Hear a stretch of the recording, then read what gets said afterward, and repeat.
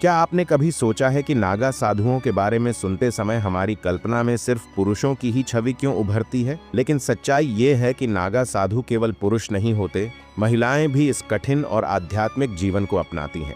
महिला नागा साधुओं की कहानी अनोखी और प्रेरणादायक है, जो तपस्या, त्याग और असाधारण संघर्षों से भरी हुई है। महिला नागा साधुओं का जीवन शुरू होता है संसार के मोह को त्यागने से। वे भौतिक सुख सुविधाओं से दूर होकर भगवान शिव और शक्ति की आराधना के पवित्र मार्ग पर चलने का निर्णय लेती है। यह साध्वियां अपने शरीर पर भस्म लगाती हैं, भगवान शिव का नाम जपती हैं और कठिन तपस्या के माध्यम से मोक्ष प्राप्ति की ओर अग्रसर होती है। उनका जीवन आम लोगों की कल्पना से परे कठिन होता है। नागा साधु बनने की प्रक्रिया किसी साधारण व्यक्ति के लिए संभव नहीं। एक महिला नागा साधु बनने के लिए परिवार और समाज से नाता तोड़ना पड़ता है। उन्हें अपने जीवन काल में ही अपना पिंडदान करना होता है। यह प्रक्रिया प्रतीक है कि उन्होंने सांसारिक जीवन का त्याग कर दिया है। इस यात्रा की शुरुआत होती है गुरु दीक्षा से, जहां उन्हें एक योग्य गुरु की शरण में जाना पड़ता है। इसके बाद शुरू होती है कठोर तपस्या और साधना की प्रक्रिया। महिला नागा साधुओं की दीक्षा प्रक्रिया 3 सालों तक चलती है।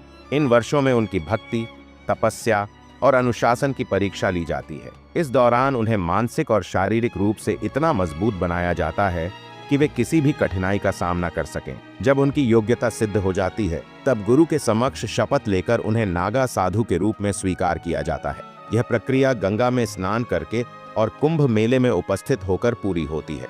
इन साध्वियों का जीवन हिमालय की गुफाओं, घने जंगलों और प्राकृतिक स्थानों में बीतता है। वे आम लोगों से दूर रहकर तपस्या करती हैं। उनका निवास स्थान अक्सर अज्ञात होता है और वे केवल कुंभ मेले जैसे विशेष अवसरों पर ही नजर आती हैं। महिला नागा साधु न केवल कठिन तपस्या करती हैं, बल्कि अद्भुत आध्यात्मिक शक्तियां भी प्राप्त करती हैं। उनकी तपस्या उन्हें मनोबल की शक्ति देती है, जिससे वे विपरीत परिस्थितियों में भी स्थिर रहती हैं। वे प्रकृति से इस कदर जुड़ी होती हैं कि कठिन से कठिन इलाकों में भी आसानी से रह सकती हैं। उनके पास दिव्य दृष्टि की शक्ति होती है, जिससे उन्हें भविष्य की घटनाओं का पूर्वाभास हो जाता है। इन साध्वियों की आराधना भगवान शिव, माता काली और माता दुर्गा की होती है। यह देवी देवता उन्हें आध्यात्मिक ऊर्जा और शक्ति प्रदान करते हैं, जिससे वे सांसारिक मोह से दूर रहकर अपने जीवन के उद्देश्य की ओर बढ़ती है। हालांकि महिला नागा साधु बनने के लिए केवल तपस्या और शक्ति ही पर्याप्त नहीं होती। इसके लिए दृढ़ इच्छा शक्ति, अध्यात्म के प्रति समर्पण और गुरु की विशेष अनुमति होना अनिवार्य है। उनके जीवन में अनुशासन का बहुत महत्व होता है। पुरुष नागा साधुओं के विपरीत महिला नागा साधु अपने तन को भगवा वस्त्र से ढकती हैं और भिक्षा पर निर्भर रहती हैं।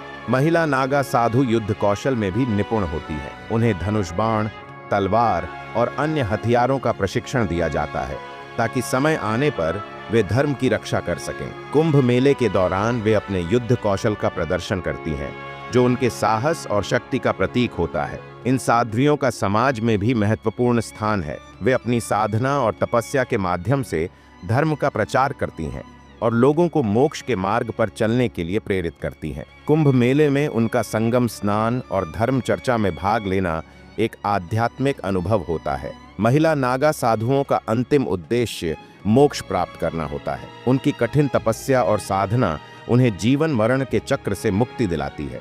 उनका जीवन हमें सिखाता है कि समर्पण और तपस्या से कोई भी लक्ष्य हासिल किया जा सकता है। तो दोस्तों, महिला नागा साधुओं का यह अनोखा और प्रेरणादायक जीवन हमें यह सोचने पर मजबूर करता है कि मानव क्षमता की कोई सीमा नहीं। यदि आपको यह वीडियो अच्छा लगा तो इसे जरूर साझा करें और ऐसे ही और दिलचस्प विषयों के लिए हमारे चैनल धर्म कथा को सब्सक्राइब करें।